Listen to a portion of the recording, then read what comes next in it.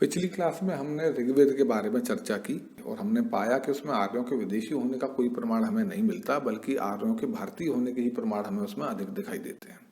तो जब ऋग्वेद की हमने बात कर ही ली तो लगे हाथ हम माइथोलॉजीज की भी बात कर लेते हैं। देखिए, इंडो यूरोपियन भाषा परिवार में भाषाई समानता के अलावा माइथोलॉजी में भी समानता दिखती है। और जब हम इन माइथोलॉजीज की समानता का विश्लेषण करते हैं तब फिर से हमारे सामने ऐसे तथ्य आते हैं जो वैदिक सभ्यता की प्राचीनता साबित करते हैं।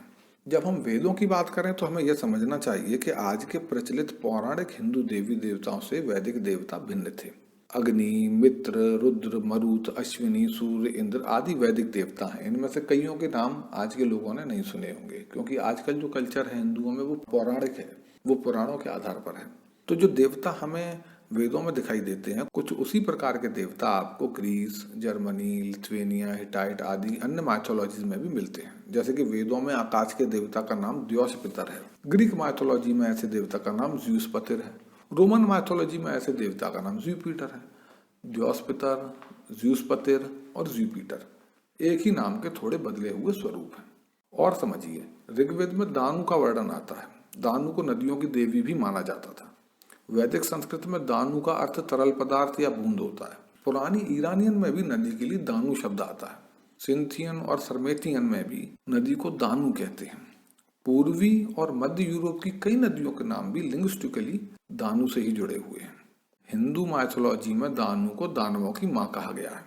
आगे विवरण आता है कि दानवों ने देवों से विद्रोह कर दिया था, जिसमें हार के बाद उन्हें भारत से बाहर भागने पर मजबूर होना पड़ा। आयरिश और सेल्टिक माइथोलॉजी में भी वहां के प्राचीन लोगों को दानु के लोग कहकर संबोधित किया गया है, और वहां भी दानु नदियों की ही देवी थी। तो दानु हो या द्यौस हो, अन्य अनेकों ऐसी चीजें हैं जो इन सभी माइथोलॉजीज को आपस में जुड़ा हुआ दर्शाती हैं। अब हम यह खोजने का प्रयास करेंगे कि आपस में जुड़ी हुई इन माइथोलॉजीज में कौन सी वो माइथोलॉजी है जो सबसे प्राचीन है। देखिए, इन सभी माइथोलॉजीज में जो अन्य माइथोलॉजीज हैं वे आपस में इतनी समानता नहीं रखती जितनी कि वे वैदिक माइथोलॉजी से रखती हैं। जैसे ग्रीक और वैदिक माइथोलॉजीज में कई समानताएं आपको दिख जाती हैं। जर्मन और वैदिक माइथोलॉजीज में भी कई समानताएं आपको दिख जाती हैं, लेकिन जब ग्रीक और जर्मन माइथोलॉजीज को देखें तो बहुत ही कम समानताएं आपको देखने को मिलती हैं। ईरानी माइथोलॉजी की तो बस वैदिक माइथोलॉजी से ही समानता दिखती है, किसी और से दिखती नहीं है। इससे क्या साबित होता है? यही कि जो वैदिक माइथोलॉजी है वो इन सबसे प्राचीन है, और इन सभी माइथोलॉजी के तार कभी ना कभी वैदिक माइथोलॉजी से जुड़े हुए रहे होंगे। अब देखिए, आर्यों को जो विदेशी बताने वाले लोग हैं उनके अनुसार आर्यों के जो पूर्वज थे वो अपनी किसी तथाकथित मातृभूमि से निकलकर मध्य एशिया में जा बसे थे। बाद में इनमें से एक समूह ईरान चला गया जो कि ईरानियन कहलाए, और एक समूह भारत आ गया जो कि इंडो आर्यन कहलाए। अब यदि ऐसा था तो जो वैदिक माइथोलॉजी है जो इंडो आर्यन लोगों ने बनाई, उसकी तरह ईरानी माइथोलॉजी की भी अन्य माइथोलॉजी से समानताएं स्पष्ट दिखनी चाहिए थी। लेकिन ईरानी माइथोलॉजी उनमें से किसी से कोई समानता नहीं रखती। ऐसा तभी संभव है जब भारत ही वह मातृभूमि रही हो जहां से प्राचीन इंडो यूरोपियन लोग निकलकर इन इलाकों में जा बसे हों, और समय के साथ उनकी भाषा की तरह ही उनकी माइथोलॉजीज में भी काफी बदलाव आ गए हों। क्योंकि वे सब निकले भारत से ही थे, इसलिए यहाँ की वैदिक माइथोलॉजी से उन सब की समानताएं आज भी नजर आती हैं, भले ही आपस में उनमें कोई विशेष समानताएं नजर ना आती हों। एक दूसरा जो मुख्य तथ्य है वह यह है कि वैदिक देवता इन सभी माइथोलॉजीज के देवता का सबसे प्राचीन रूप दर्शाते हैं, और ऐसा वैदिक माइथोलॉजी की प्राचीनता के कारण ही संभव हो सकता है। और विद्वान ग्रिफिथ का भी ऐसा ही मत है। देखिए, वैदिक कथाओं व देवताओं को ठीक से समझने के लिए जरूरी है कि हम लोग वैदिक लोगों की मूल विचारधारा को ठीक से समझ लें। देखिए, वैदिक ग्रंथों के अध्ययन से ऐसा लगता है कि अधिकतर वैदिक लोग प्रकृति प्रेमी थे। उन्होंने देखा कि प्रकृति बिना कुछ लिए सबका पालन पोषण करती है। ये सूरज, चांद, नदियां हमसे बिना कुछ लिए हमें बहुत कुछ देते हैं। जो निस्वार्थ भाव से देता है वही देवता है। इसीलिए उन्होंने प्रकृति का उपकार मानते हुए प्राकृतिक चीजों को और प्राकृतिक घटनाओं को देवता मानकर पूजा। हालांकि ऊपरी तौर पर बहुदेववाद जैसी लगने वाली उनकी यह मान्यता मूलतः एक ईश्वरवादी विचारधारा थी। उन्होंने एहसास किया कि कोई शक्ति है जो उनकी पालनहार है, वही शक्ति इन सभी प्राकृतिक चीजों में विद्यमान होकर उनके पालन पोषण का काम करती है।